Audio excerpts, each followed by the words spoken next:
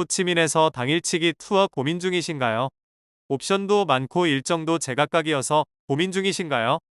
호치민 대표 당일치기 투어 구찌 터널, 메콩강 투어 10분 안에 정리해드리니 이 영상 보시고 결정하세요. 영상 후반에 세상에서 가장 붐비는 나이트 시티 투어 버스 영상도 있으니 끝까지 시청 바랍니다. 시청 전에 구독과 좋아요 부탁드려요. 저희는 고민 끝에 구찌 터널 메콩강 종일 투어를 선택했어요.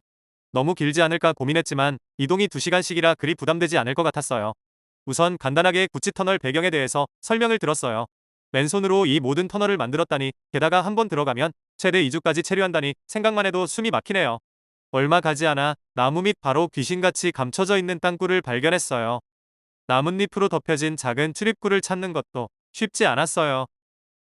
사람이 들어갈 수 있을까 의문이 들 정도로 입구가 작아서 놀랐어요. 가이드가 직접 땅굴 속을 들어갔다 나오는 시범을 보였어요. 이런 작은 곳으로 사람들이 드나들다니 베트남인 체형이 마치 땅굴에 최적화된 것 같았어요. 투어 참가자도 들어가서 체험할 수 있는 시간을 가졌지만 아이들만 가능할 것 같아서 어른들은 폭이 깊어서 올라오는 것도 꽤 힘들어요. 탱크나 덫 등 전쟁에 사용된 도구들도 전시되어 있었어요. 동물이나 사냥할 것 같은 원시적인 덫으로 전쟁을 치렀다니 간절함이 느껴지네요. 조금 뜬금없었지만 라이스페이퍼 제작 과정을 보여주는 곳도 있었답니다. 구찌 땅굴이 메인 프로그램이지만 민속촌처럼 다양한 전시가 되어 있어요. 라이스페이퍼는 전쟁 중 땅굴에서 간단하게 조리해 먹을 수 있었던 대표 음식이었다고 하네요. 쌀가루를 물에 개어낸 반죽을 한 국자 덜어 찜통에 얇게 펴 올려 잠시 찌면 어느새 라이스페이퍼가 완성됩니다. 조심스레 떼어내서 대나무 발에 올려 건조시키면 라이스페이퍼 완성. 라이스페이퍼에 있는 줄무늬들은 왜 생길까 궁금했는데 대나무판에 말릴 때 생기는 모양이었군요. 그리고 구찌 터널 메인이라 할 수 있는 허리도 펼 수 없는 아주 작은 땅굴을 직접 들어가 나오는 체험도 했어요. 그렇게 긴 코스는 아니었는데 가면 갈수록 허리도 아프고 앞도 보이지 않았어요. 결국 끝까지 안 가고 중간에 나왔어요. 처음과 달리 숨이 막힐 정도로 좁은 곳이었어요. 이런 곳에서 생활하고 전쟁을 치렀다니 믿겨지지 않네요. 기대했던 것보다 만족했던, 특히 아이들에게 좋았던 구찌 터널 체험이었어요. 다음은 메콩강 투어를 하기 위해 약 2시간을 이동했어요. 우선 본격적인 메콩강 투어를 하는 곳으로 가기 위해 작은 여객선을 타고 강을 건넜어요. 그리고 모터보트로 옮겨 타서 메콩강을 둘러봤어요. 약 10여 분 코스인데 3배속으로 하니 좀 무서워 보이죠? 실제로는 전혀 빠르지 않답니다. 베트남도 동남아여서 꽤나 더워요. 그런데 모터보트를 타니 바람도 시원하고 숲이 그늘도 만들어주어 시원했답니다. 한 10여 분 정도 이동하여 점심 먹을 장소에 정박했어요. 점심을 먹기 위한 장소에서 살짝 식욕이 떨어지는 관람을 했어요. 물고기 떼는 먹이를 먹기 위해 입을 벌린 채 서로 올라타고 밀치는 모습이 너무 징그러웠어요. 악어는 처음엔 너무 정지 동작으로 있어서 모형인 줄 알았는데 갑자기 움직이기 시작해서 놀랐어요. 만동을 주면 낚싯대에 먹이를 달아 악어가 먹이를 낚아채는 경험도 할 수 있어요. 너무 처음에 일찍 먹이를 낚아채서 돈이 아깝긴 했지만 아이들에게는 재미있는 경험이었어요. 채소를 먹고 사는 물고기도 봤어요. 배추를 던져주니 순식간에 사라지네요. 점심은 새우, 생선 등으로 차려진 평범한 차림이었는데 징그러운 것들을 봐서 그런지 그렇게 맛있지는 않았어요. 점심 식사를 마치고 다시 배를 타고 강을 이동했어요. 이번에는 노를 사람이 직접 젓는 전통적인 나룻배예요.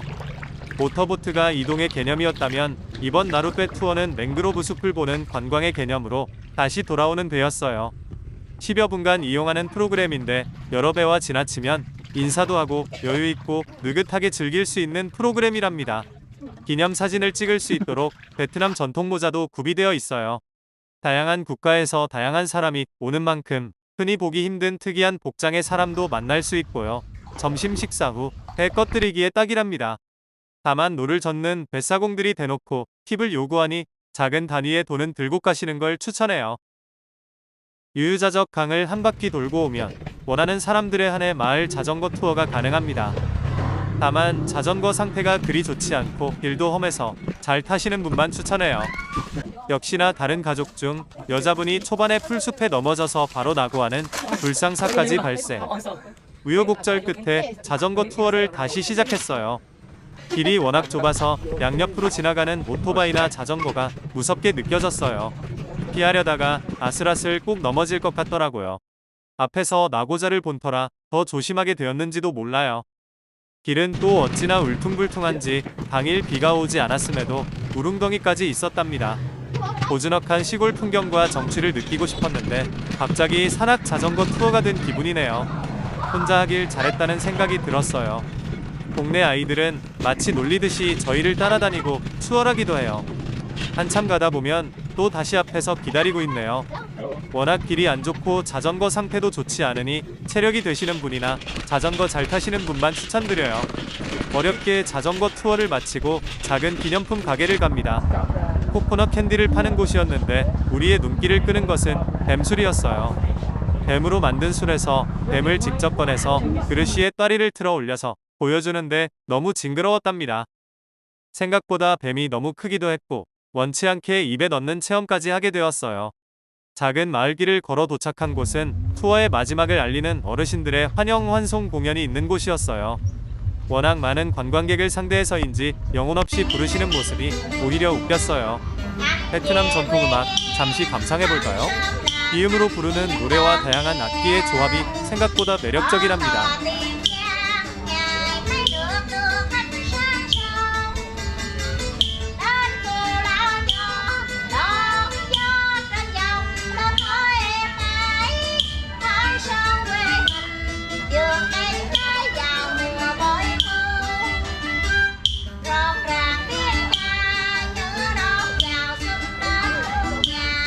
걱정했던 것보다 이동이 힘들지 않고 지루하지 않았던 투어였어요.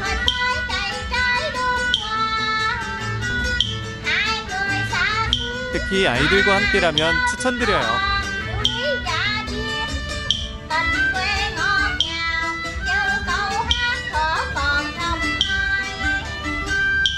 이렇게 4시 정도에 마무리하고 호치민에 돌아오면 차가 막혀 저녁 7시 정도예요.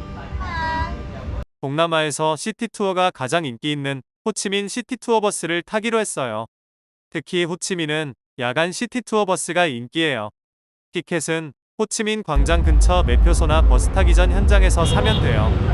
오늘은 연말연시라 그런지 줄이 엄청 길었어요. 거의 1시간 이상 줄을 서서 간신히 탑승타자마자 2층으로 서둘러 올라갔어요. 베트남답게 엄청난 수의 오토바이를 보면 과연 시티투어 버스가 다닐 수 있을지 의문이 들었어요. 나이트 버스는 중간에 내리고 타고 없이 원웨이로 한 바퀴 돌고 돌아오는 코스로 약 1시간이 걸려요. 지금부터 1시간짜리 시티버스 투어 3분 안에 즐기세요.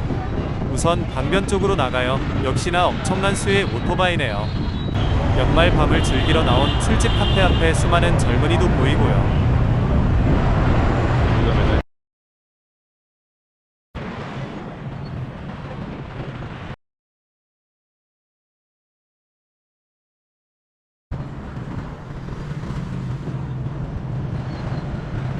마침내 다리를 건너요. 강바람이 시원하네요. 강변의 스카이라인도 보고요.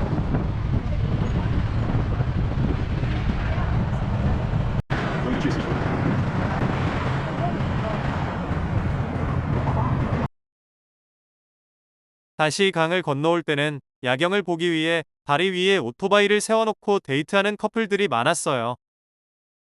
다리를 건너오니 호치민 광장과는 또 다른 로컬 사람들이 북적이는 광장으로 들어섰어요. 많은 야식거리들도 파네요. 조금 가다 보니 시끄러운 음악 소리에 유명한 요요 비어가든이에요. 베트남은 이런 펍 같은 곳에서 클럽처럼 잘 놀아요.